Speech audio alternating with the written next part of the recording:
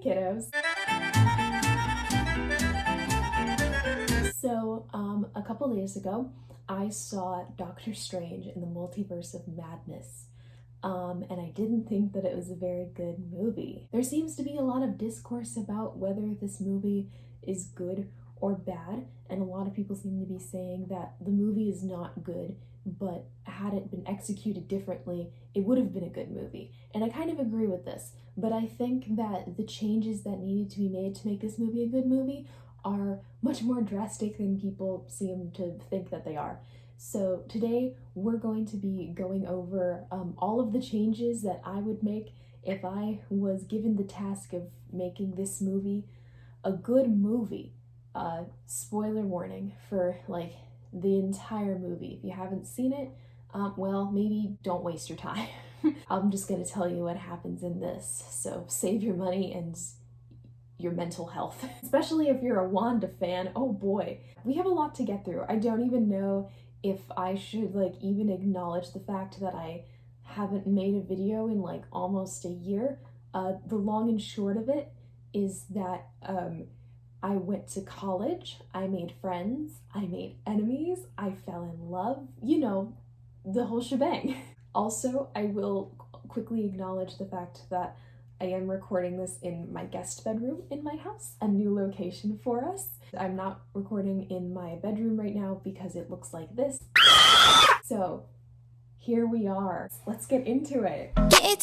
So the first change that I would make to Doctor Strange in the Multiverse of Madness is that this movie would not be called Doctor Strange in the Multiverse of Madness because it wouldn't be a Doctor Strange movie. I know I said that these changes would be drastic, and I was not kidding. If this is not Doctor Strange's movie, then whose movie is it, you might be asking? Well, we are introduced to a new character in this movie. I don't actually know what her superhero name is. I know that she's in the comics and she's like one of the new superheroes, but her name is America Chavez. This isn't necessarily to say that I liked her in this movie, because I kind of didn't. I liked her character well enough. I think she was pretty compelling and interesting. I didn't necessarily like how she was portrayed by her actress. Xochitl Gomez kind of gave like Golly G. Willikers vibes. Like, oh no, Doctor Strange, what are we gonna do now? And that's definitely like a very like mean exaggeration of the job that this actress was doing. And she's probably good at the other things that she does, I'd have to assume. And it feels mean to compare her to like a lot of the other actors in this movie, because you know, you got like Benedict Cumberbatch and Elizabeth Olsen and Rachel McAdams, and they're all fantastic, and she's pretty new. I think she's like 16, and it feels a little mean to make fun of her acting, but I didn't like it. So I think if we need to make this movie a good movie, this should actually be America Chavez's movie, and America Chavez should be played by Rachel Zegler. I'm probably just saying this because I am like a Rachel Zegler stan at this point, but I just think that she would have been better for the role. I would have been able to take her more seriously, and I already know that Rachel Zegler is getting that superhero bag with Shazam 2. So I'm not saying that Doctor Strange shouldn't be in this movie, because it kind of makes sense why he's there, but it doesn't make sense why he's the protagonist. He doesn't really like have to go on any kind of like emotional journey or learn anything. He also doesn't really have any stakes in like what's happening. So it kind of like only makes sense for him to be there in the sense that he's helping America. Hello, this is me from the future. I forgot to say something, and I said it later on in the video and told my editing self to just put it there, but I don't think I articulated it the way that I wanted to, so I'm just gonna say it right here, right now, while I'm editing this video. Another thing that I would have changed about this aspect is I also would have changed the first scene of the movie, because this probably would make more sense as the first scene of the movie if America was the protagonist of the movie. So there's a scene in the actual final product of the movie where Doctor Strange and America Chavez are in an alternate universe, and in this universe you can relive some of your significant memories. I'm not saying that this scene should have been the first scene of the movie, but what I am saying is that the significant memory that America relives should have been the first scene of the movie, and the scene that Doctor Strange relives also just shouldn't have been in the movie at all. That that wasn't very important. The memory that America relives is the day that she discovered her powers, which are being able to travel from one universe to another. She has multiversal traveling powers. And the day that she discovered this, she like gets spooked by a bee and she accidentally sucks her two moms into a portal.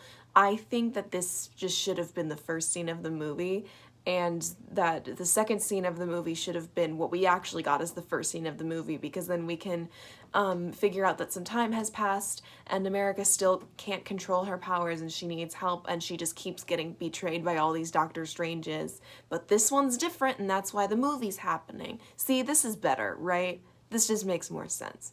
Am I wrong for thinking that? I don't think I am, but I never think I'm wrong. So leave a comment down below. Okay, that's all I had to say. Back to past me. The next thing that I would change if I was in charge of this movie is just pretty much everything about Scarlet Witch in this movie and her whole villainization deal.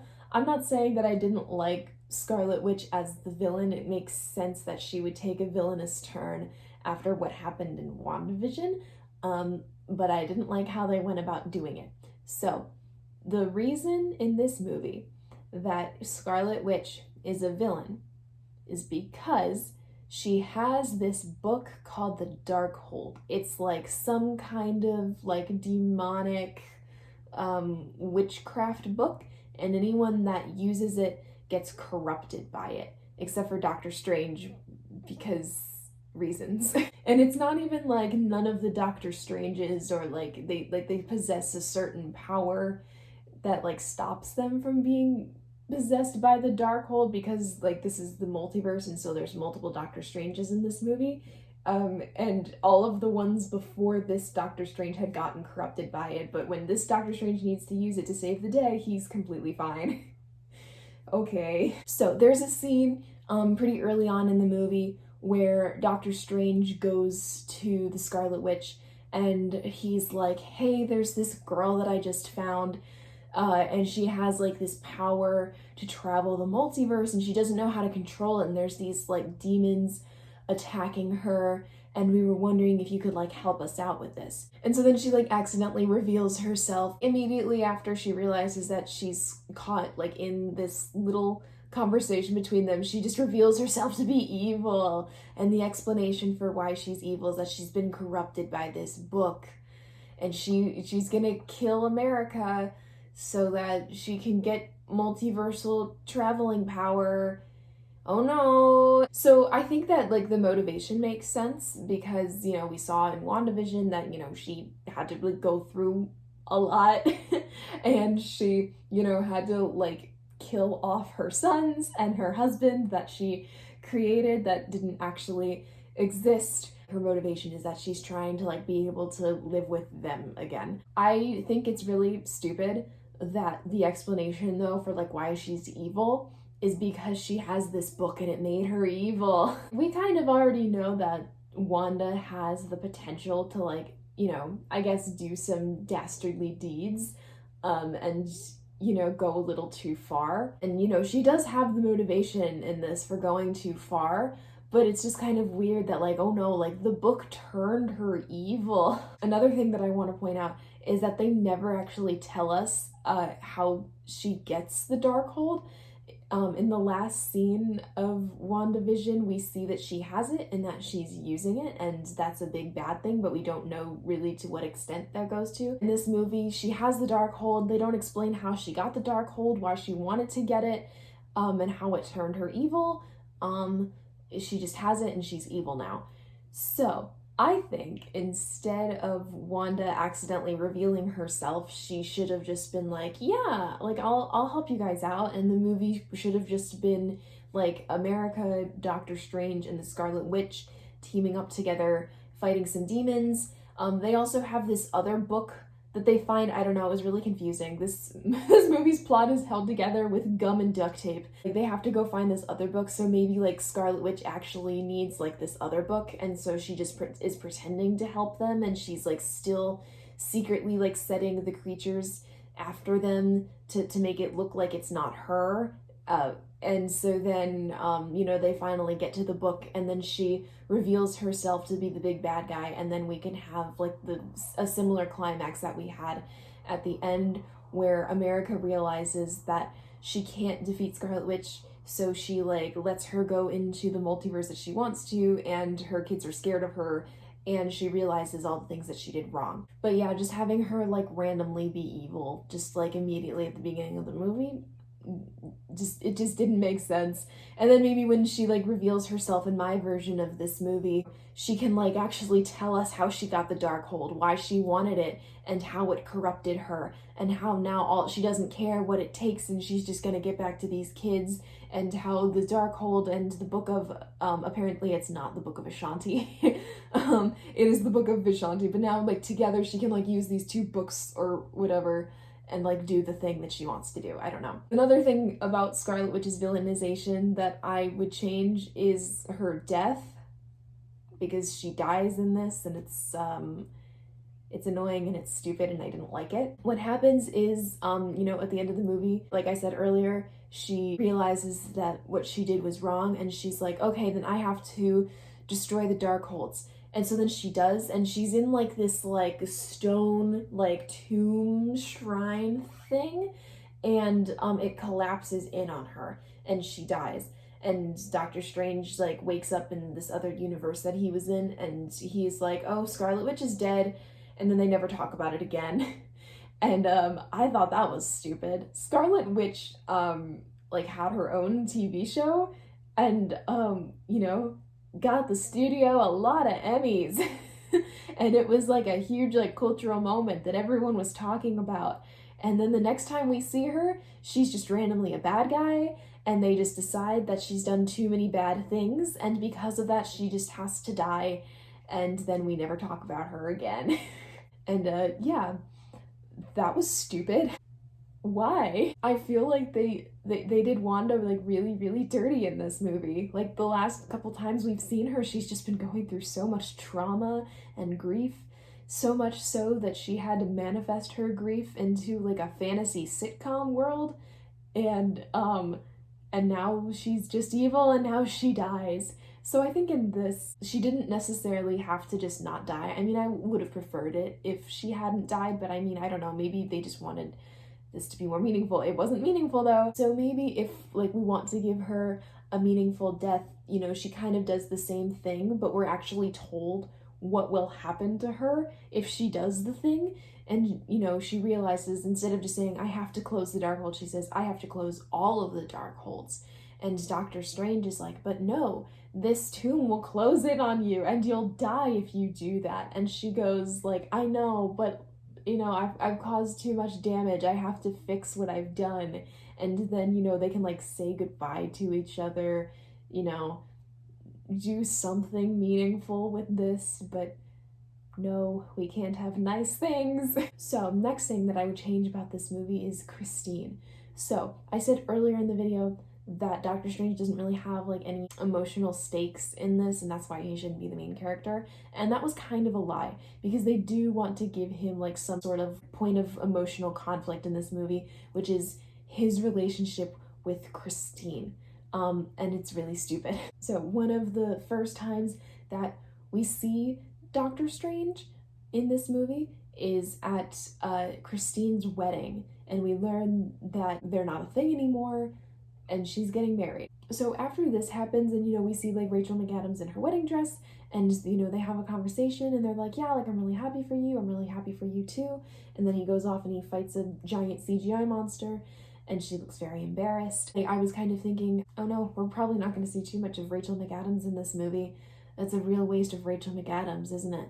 But then we actually get a lot more Rachel McAdams than we got in the first movie, I think, which was surprising. And it was a fun surprise. The more Rachel McAdams, the better.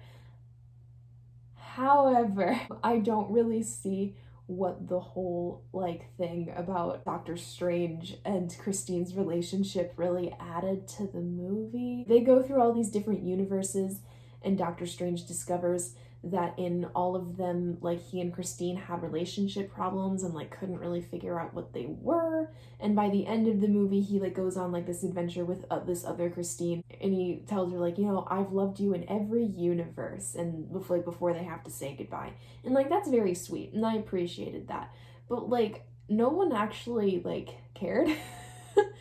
No one ever really cared about Doctor Strange and Christine. I feel like they treat it like it's like this like iconic, noteworthy relationship that we all loved in the last movie, but they barely got any screen time together, didn't do a whole lot of romantic things together.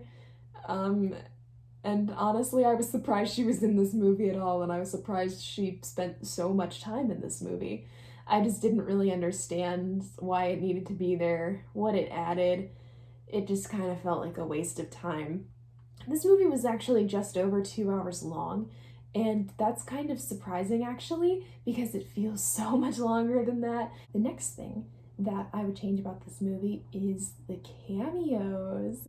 I think that either some of these cameos should not have been in the movie, or they shouldn't have died so quickly. In one of the alternate universes that we go in, we learn that there's like this sort of like the Avengers. They're just like a small group of superheroes, but they're called the Illuminati.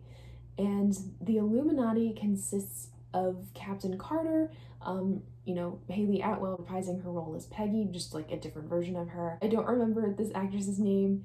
I think her name's like Lashana Lynch, I think is her name. She was Captain Marvel's best friend in Captain Marvel, but now she's like Captain Marvel in this universe. Some guy that doesn't really talk, but has a superpower where he can like disintegrate you with his mouth. I don't know who he is. I just know he exists now. John Krasinski playing Mr. Fantastic. I genuinely didn't know that was the Fantastic of the Fantastic Four that he was playing. I just knew that he was the one that stretches, but apparently that's Mr. Fantastic. And last but not least, Sir Patrick Stewart reprising his role as Professor X. I haven't seen any of the things that these superheroes are referencing. I never watched What If. I did not watch any of the Fantastic Four or X-Men movies. I've never seen any of them. I just kind of vaguely know who these people are, but we are quickly introduced to them, and then Scarlet Witch busts in because she needs a thing that they're going after. She just brutally murders all of them. They hardly stand a chance. And it was like, okay,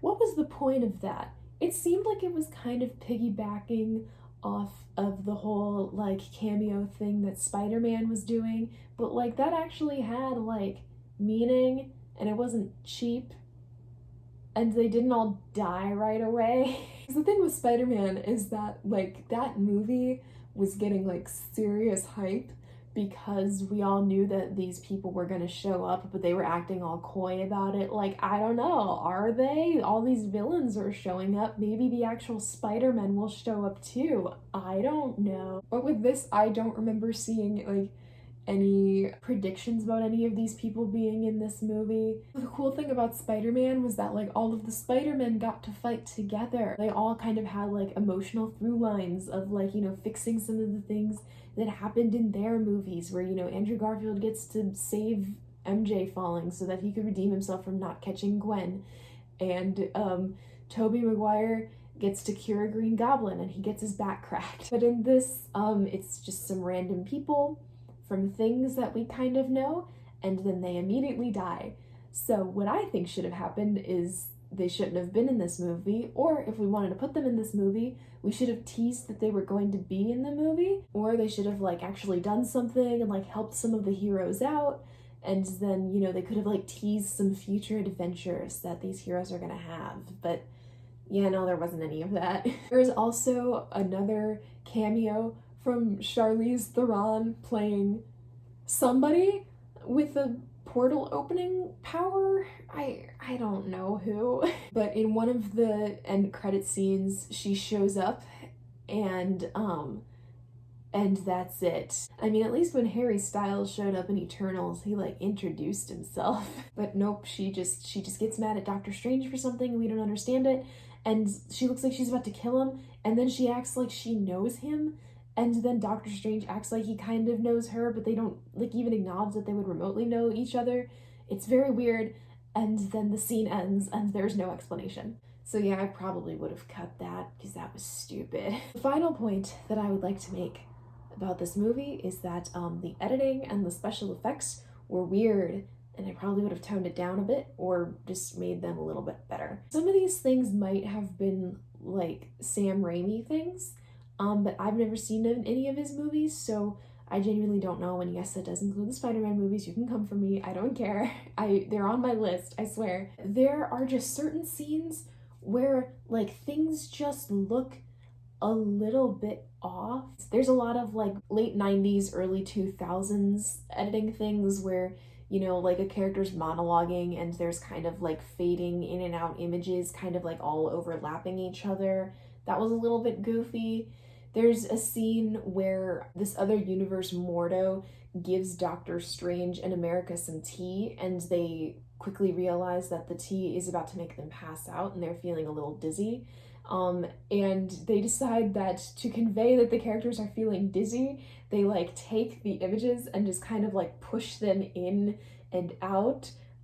I could very easily do that like on Word or PixArt or something. There were also just like some parts where like things were just happening and like they didn't really like acknowledge beforehand that like the thing was gonna happen like visually. So this isn't a very good explanation, so I'm gonna have to give an example. Right as we are meeting America, she is like trying to get away from this squid monster thing and she falls, and we don't see her like trying to hang on or, you know, like calling for help or anything. Like we just see her holding on and just immediately falling, and we had never seen her before then. And there was also like no indication that the creature was specifically going after her. We were just kind of told that. I don't know if maybe I missed something or maybe I just like blinked or something when like those things were established. I don't know. I mean, I have ADHD, so there is a good chance that I just missed something,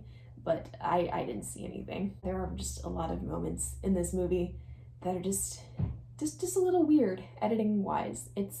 Yeah. This movie kind of just felt like a lot of things that happened and then it ended. It didn't really seem to have like one big thing pushing it forward, except, which is weird because like it did, but like this plot was messy. Hopefully the next time Sam Raimi makes a superhero movie, he takes all of my wonderful points that are made in this video, because I am an expert and I know what I'm talking about. That's not to say that there weren't any things that I actually did like about this movie. There were a few things, so I will get into them really quickly. I thought that the piano fight was cool. That does seem to be a point of contention among some fans. And I thought that it was clever. I thought it was cool that like it started out with him like accidentally playing the piano and like playing like the classic like horror chord and then just kind of like fighting each other with music notes. I thought it was clever. What else? Elizabeth Olsen is always fantastic as Scarlet Witch, and I really appreciated her. I thought she did a great job, and she always does. That was expected. I like that we got a new superhero in this movie. She wasn't my favorite character ever, but you know, she was enticing enough that I at least enjoyed her thing. Maybe not the actual person herself. I liked that it kind of had like that, like, well, I don't know if I liked this or not. I guess I will acknowledge it as a thing. It had like some spooky horror things that are not in any other Marvel movies, at least the ones that I have seen. And so it was different. And I think that is also supposed to be like a Sam Raimi thing. And that's not really my style, but I liked that it kind of set it apart from all the other movies. I liked that Minotaur that didn't get any lines. Apparently he had some other scenes that got cut, and if that is true, I think we should release the Raimi cut. Oh yeah, there were some pretty cool shots. I probably won't be able to like get them off the internet, so I'm not even gonna like try to show them, and I cannot name any of them in particular, but I remember multiple times while watching the movie, oh, that looks really cool. So that was fun. Yeah. That's pretty much it. So that is all I have to say about Doctor Strange in the Multiverse of Madness. I genuinely hope that there is never another movie like it. It was interesting. I don't even know how to end this video, just because it's kind of like the movie. It's just a list of things, and that's all I got. Maybe if you liked this video, you should subscribe to my channel, and you should also like the video. And I don't know, maybe comment telling me what you liked and didn't like about Doctor Strange in the Multiverse of Madness. Yeah, thanks for watching. Bye!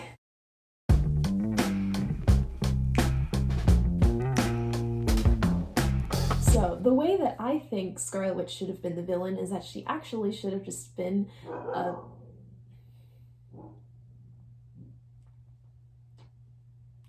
Is it... Ruby.